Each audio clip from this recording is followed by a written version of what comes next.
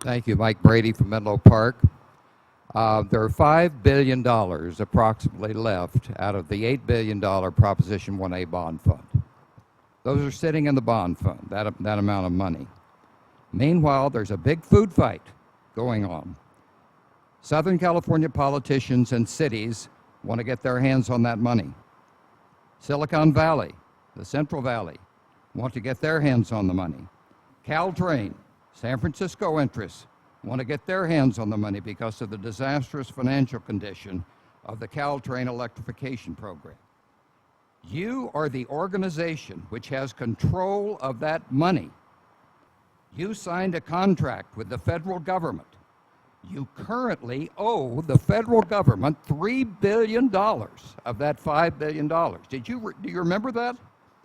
They were kind enough to advance the money for this high-speed Central Valley rail line because you pleaded that you had difficulty coming up with your obligation to match them dollar for dollar at the same time they put up the money you were supposed to put up the money. You didn't.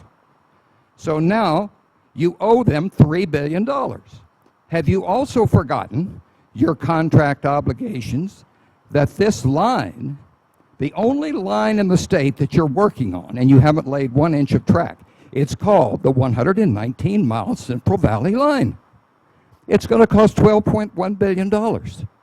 So you owe $3 billion right now to the federal government, and you'll be breach of your contract. You've been warned of that by the federal government, unless you pay them, and then you've got $12.1 billion to spend on the line.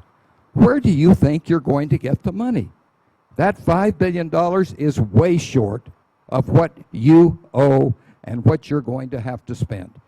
You are the contracting agency. You've got an obligation to stop the food fight.